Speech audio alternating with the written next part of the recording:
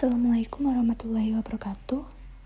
Perkenalkan, saya Zahra Nur Alifah dari kelompok 3 ingin menjelaskan mengenai the second and third law of thermodynamics.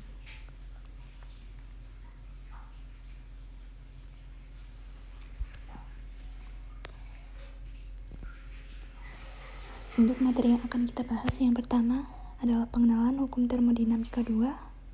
Yang kedua, mengenai proses reversible dan irreversible. Yang ketiga, aplikasi hukum kedua pada siklus termodinamika. Yang keempat, skala temperatur Kelvin.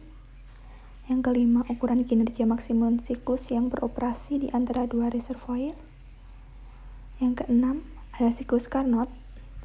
Yang ketujuh, entropi dan ketidaksamaan Clausius. Yang kedelapan, hukum 3 termodinamika. Dan yang kesembilan, energi bebas Helmholtz dan energi Gibbs.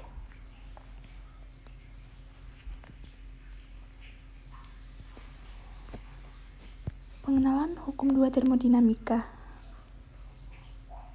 Di sini ada dua pernyataan, yaitu pernyataan Clausius dan pernyataan Kelvin Planck. Menurut Clausius, tidak mungkin suatu sistem mengalami perpindahan panas dari suhu dingin ke suhu rendah. Kemudian ada pernyataan Kelvin Planck, di mana tidak mungkin sistem dapat beroperasi dalam siklus termodinamika dan memberikan sejumlah kerja ke sekelilingnya, sementara menerima energi melalui perpindahan kalor dari suatu reservoir termal tunggal.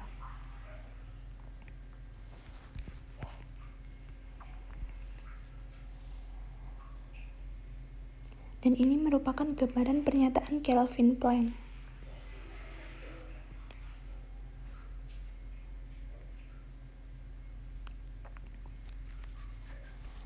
Kemudian ada proses reversible dan irreversible. A. Proses irreversible, di mana semua bagian dari sekelilingnya tidak dapat kembali pada keadaan awal setelah proses berlangsung. Dua jenis irreversible, yaitu irreversible internal dan eksternal. Kemudian ada proses reversible, yang artinya adalah suatu proses dalam sebuah sistem yang dapat kembali ke keadaan awalnya setelah proses berlangsung. Proses reversible adalah murni, bersifat hipotesis, dan tidak terjadi secara aktual.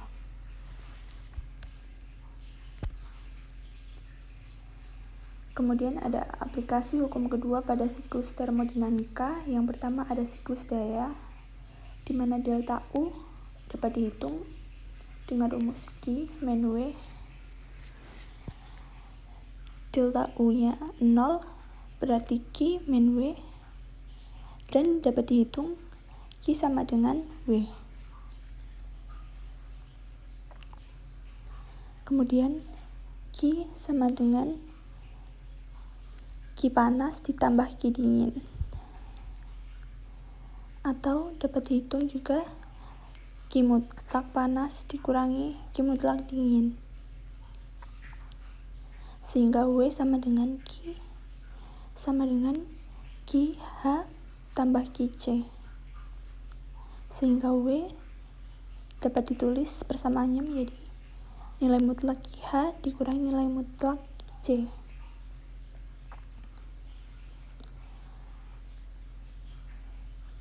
Kemudian E dapat dihitung dengan rumus W min QH, atau kerja yang dilakukan dibagi input panas.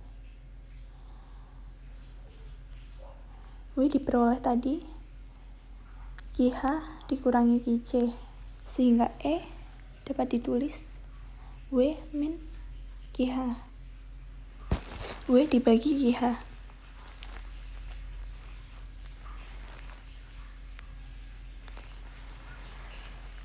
Jadi efisiensi itu dapat dihitung dengan cara jumlah energi yang diterima dari sistem reservoir panas dikurangi dengan jumlah energi yang dilepaskan dari sistem reservoir dingin dibagi dengan jumlah energi yang diterima sistem dari reservoir panas.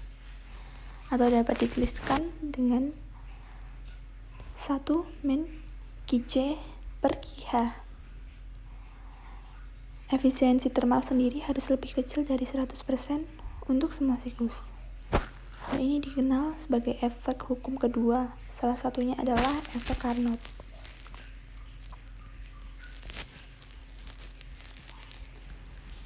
Kemudian ada aplikasi hukum kedua pada siklus termodinamika yang kedua, yaitu siklus refrigerasi dan pompa kalor. Nah, pertanyaannya adalah, apakah mungkin mengambil Q2 dari sumber dingin untuk sumber panas?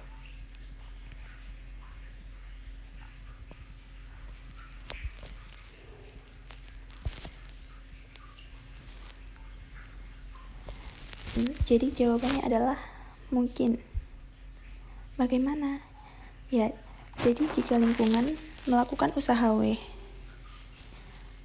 karena formulasi Clausius mengatakan tidak mungkin membuat sebuah sistem kalor bekerja memindahkan energi dari sumber dingin ke sumber panas secara spontan, sehingga harus ada energi dari lingkungan masuk ke dalam sistem.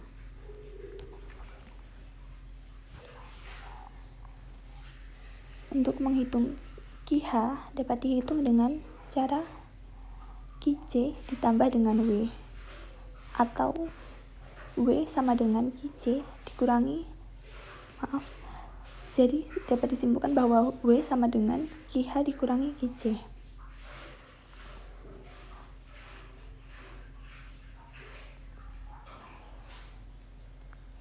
Efek untuk siklus refrigerasi dan pompa kalor, di mana koefisien kinerja sebuah siklus refrigerator irreversibel selalu lebih kecil dari koefisien kinerja refrigerator reversibel ketika masing-masing beroperasi di antara dua reservoir termal yang sama. Kemudian semua siklus refrigerator reversibel beroperasi di antara dua reservoir termal yang sama yang mempunyai koefisien kinerja yang sama.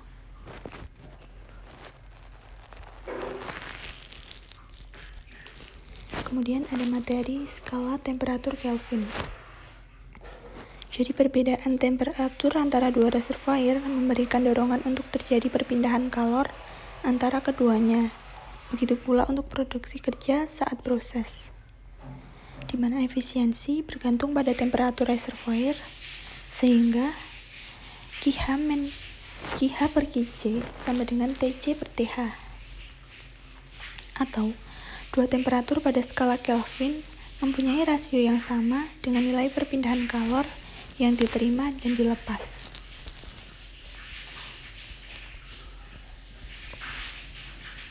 Lalu ada materi ukuran kinerja maksimum siklus yang beroperasi di antara dua reservoir. Yang pertama, siklus daya. Nah, siklus daya ini, sistem itu mendapatkan panas dari reservoir temperatur tinggi dan menghasilkan kerja juga menghasilkan panas ke daerah yang lebih rendah.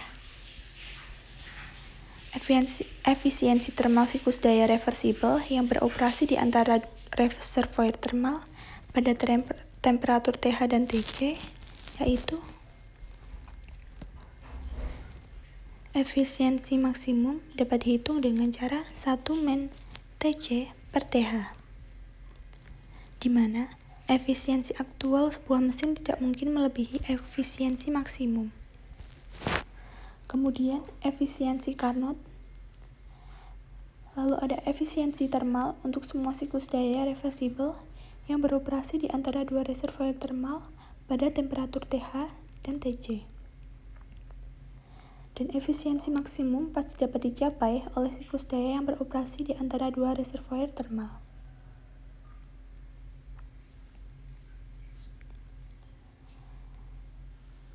Persamaan koefisien kinerja untuk siklus apapun yang menjalani refrigerasi dengan dua reservoir kalor, yaitu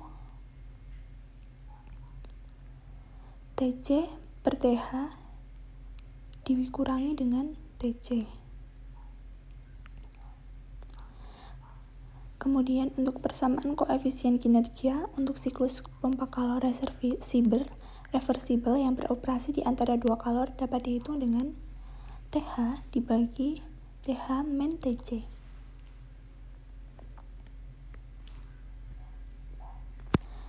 Nah, di sini Qc sendiri adalah kalor yang ditambahkan ke dalam siklus dari reservoir dingin pada temperatur Tc dalam skala Kelvin. Sedangkan Qh merupakan kalor yang dibuang dari reservoir panas pada temperatur Th dalam skala Kelvin.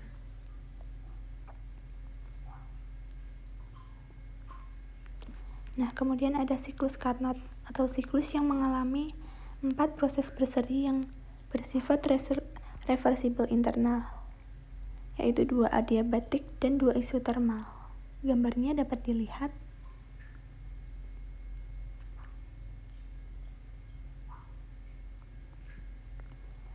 Nah, proses 1 menuju 2 merupakan ekspansi isotermal reversible, di mana panas dari sumber suhu tinggi ditambahkan ke dalam sistem pada suhu konstan Th. Kemudian proses 2 ketiga adalah ekspansi isentropik atau reversible dan adiabatik, di mana gas memuai tanpa adanya pertukaran panas dengan lingkungan. Lalu ada proses 3 keempat, yaitu proses kompresi isotermal reversible, di mana perpindahan panas keluar dari sistem bersuhu rendah pada kondisi suhu yang konstan. Kemudian ada proses 4 ke 1, yaitu kompresi isentropik atau adiabatik reversible, di mana kerja yang dilakukan sistem mengompresi udara sehingga suhunya naik kembali ke Th.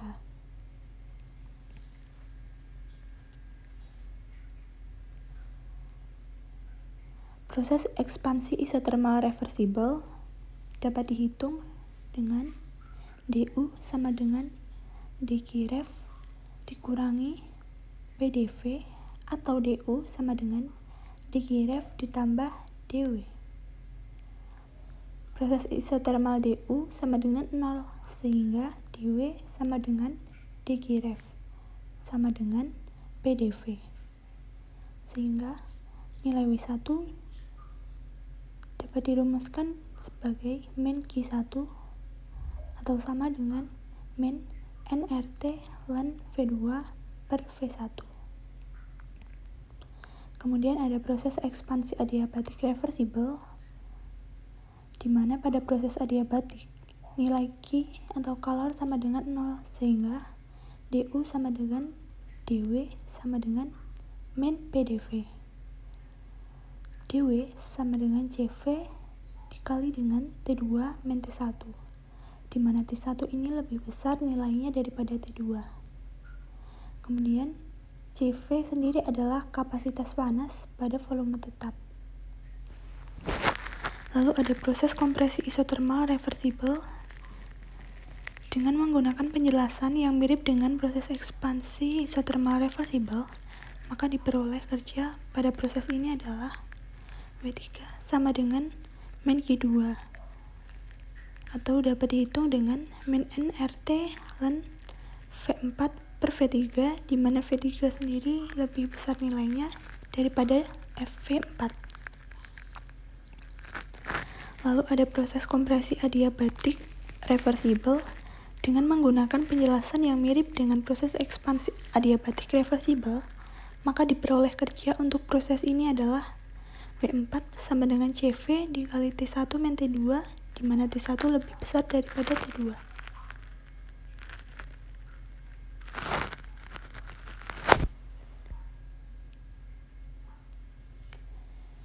Total kerja W yang dilakukan oleh mesin Carnot dalam satu siklus adalah W total sama dengan W1 ditambah W2 ditambah W3 ditambah dengan W4, atau dapat disederhanakan dengan W sama dengan min nRT ln V2 min per V1 ditambah CV dikali T2 min T1 dikurangi dengan nRT ln V4 per V3 ditambah CV dikali T1 min T2, sehingga W diperoleh sama dengan min nRT ln V2 per V1 dikurangi nRT ln V4 per V3, atau dapat disederhanakan dengan W sama dengan min Q1 per Q2. W sama dengan min Q1 dikurangi Q2. Q2 berharga negatif karena V4 lebih kecil daripada V3. Hal ini sesuai fakta bahwa kalor ini dilepaskan oleh sistem. Dengan demikian, W sama dengan min Q1 ditambah Q2, atau min W sama dengan Q1 min Q2. Kerja yang dilakukan oleh mesin adalah selisih antara kalor yang diserap dengan Q1 dengan kalor yang dilepas dengan Q2. Kemudian ada efisiensi siklus Carnot. Efisiensi siklus irreversibel lebih kecil daripada siklus reversibel. Dan apabila dua mesin kalor beroperasi pada dua batasan suhu yang sama, maka efisiensi termalnya pun akan sama. Nah, efisiensi mesin Carnot dapat dihitung dengan cara I1 dikurangi dengan Q2 dibagi dengan Q1 dikali dengan 100%. Dapat ditulis juga dengan 1 min Q2 dibagi dengan Q1 dikali 100%.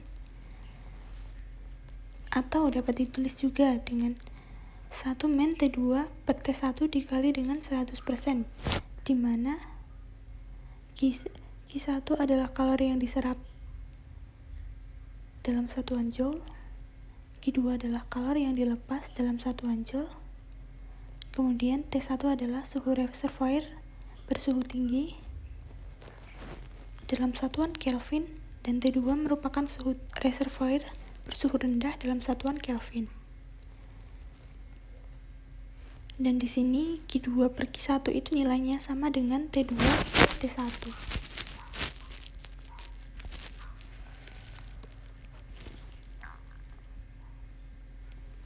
Kemudian ada ketidaksamaan Clausius. Mendasari dua hal yang digunakan untuk menganalisis sistem tertutup dan volume atur berdasarkan hukum dua termodinamika, di mana T sama dengan temperatur absolut pada daerah batas, dan subskrip B menyatakan bahwa integral dihitung pada daerah batas sistem yang mengalami siklus.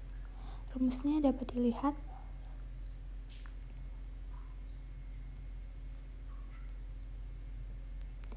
Kemudian entropi. Nah, entropi ini adalah besaran yang abstrak dan sulit untuk membayangkannya tanpa meninjau keadaan mikroskopis suatu sistem, di mana sistem terdiri dari banyak atom yang bergerak secara acak dalam fase gas dan cair. Nah, entropi merupakan sifat dari zat sehingga tidak tergantung oleh proses. Jika entropi sistem meningkat, komponen sistem menjadi semakin tidak teratur.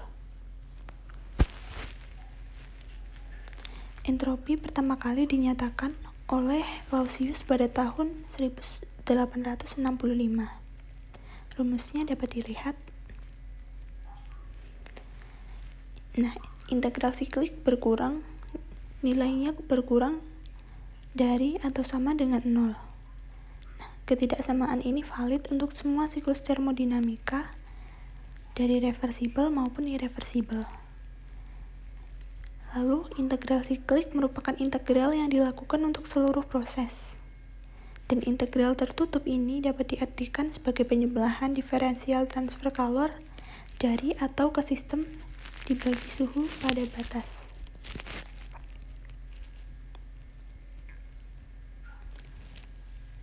Entropi sebagai properti. Nah, properti termodinamika apa yang integral sikliknya bernilai 0?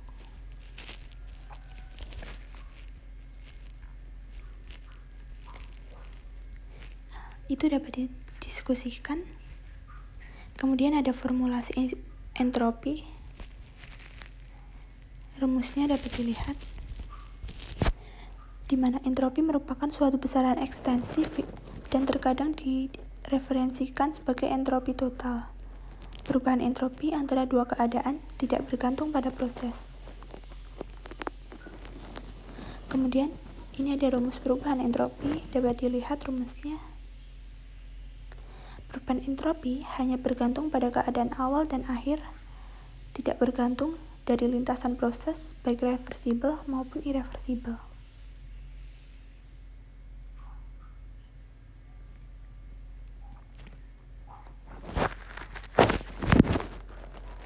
Kemudian prinsip peningkatan entropi.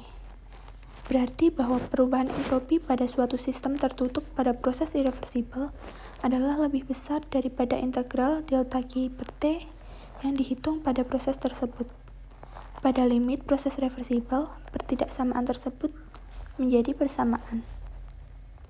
Berarti juga tanpa adanya transfer entropi akibat kalor, terdapat entropi yang dibangkitkan akibat proses irreversibel.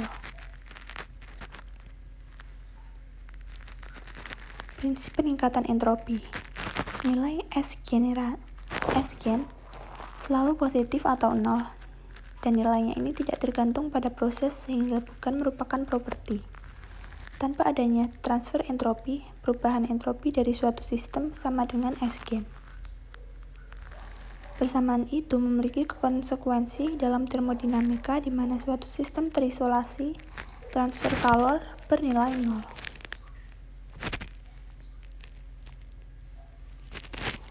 Persamaan ini berarti entropi suatu sistem terisolasi pada suatu proses selalu meningkat atau pada limit reversibel bernilai konstan. Dengan kata lain, entropinya tidak pernah berkurang. Hal ini dinamakan dengan prinsip peningkatan entropi.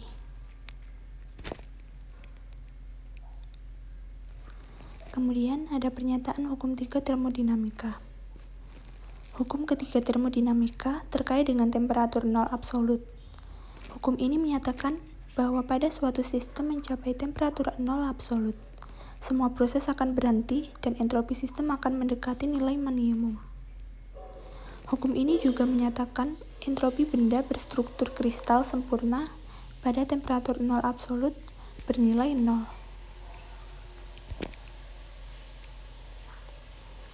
Kemudian ada kristal sempurna.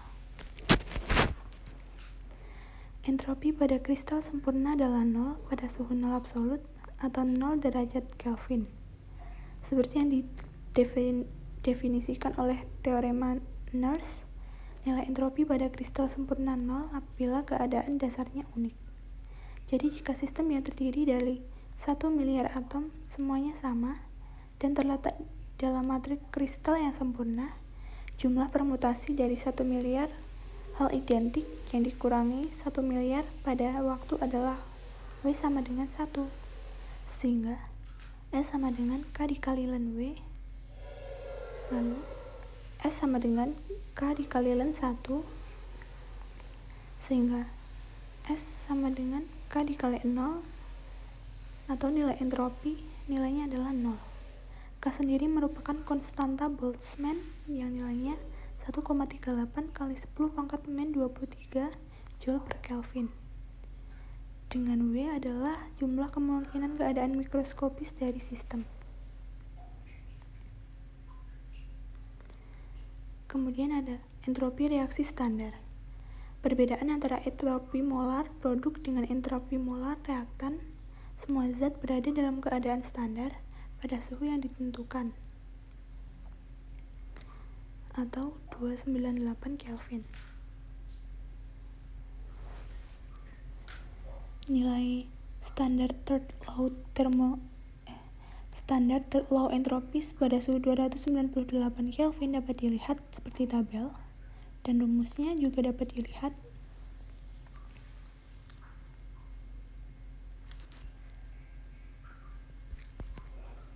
Kemudian ada hubungan suhu dan entropi. Entropi dari suatu zat dapat ditentukan dengan dua cara, salah satunya adalah ketergantungan entropi pada suhu, dan dapat dirumuskan dengan persamaan. Kemudian ada pengaruh suhu pada entropi reaksi standar, delta Rs, yang mana delta RCP merupakan perbedaan panas molar dari produk dan reaktan dalam kondisi standar. Rumusnya dapat dilihat.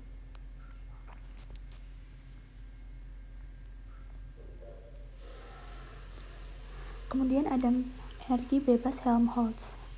Energi bebas Helmholtz adalah besar potensial termodinamika yang digunakan untuk mengukur kerja yang dapat dimanfaatkan pada sebuah sistem termodinamika tertutup dengan kondisi tekanan P dan suhu T yang konstan. Energi bebas Helmholtz dinyatakan dalam simbol A dari kata Arbeit yang berarti kerja dalam bahasa Jerman. Nilai dari energi bebas Helmholtz yaitu A sama dengan U per TS, di mana A adalah energi bebas Helmholtz, U merupakan energi dalam, T merupakan temperatur, dan S merupakan entropi. Kemudian ada energi Gibbs. Energi bebas Gibbs merupakan fungsi kuantitas termodinamika yang menyatakan hubungan antara entalpi, entropi, dan temperatur sistem, sehingga energi bebas Gibbs memiliki persamaan G sama dengan H-Ts, di mana G merupakan energi bebas Gibbs, H merupakan entalpi, T merupakan temperatur, dan S merupakan entropi. Energi bebas reaksi standar ialah perubahan energi bebas untuk reaksi bila reaksi itu terjadi pada kondisi keadaan standar. Artinya, bila reaktan berada dalam keadaan standarnya diubah menjadi produk dalam keadaan standarnya. Untuk menghitung energi bebas reaksi standar ini dapat digunakan persamaan delta Rg sama dengan nilai produk dikurangi dengan reaktan. Produknya sendiri merupakan H, delta RH, dan reaktannya adalah T delta RS.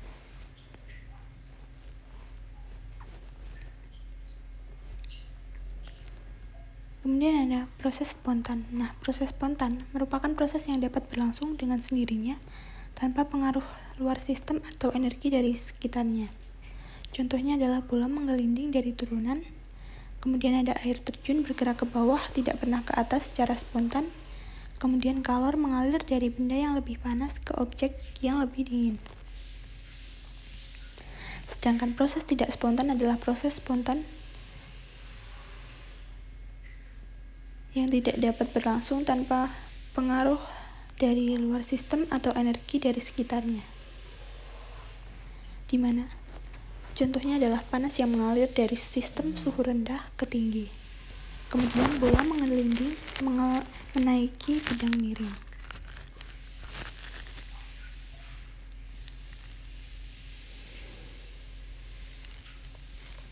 Sekian presentasi dari saya. Banyak kurangnya mohon maaf. Wassalamualaikum warahmatullahi wabarakatuh.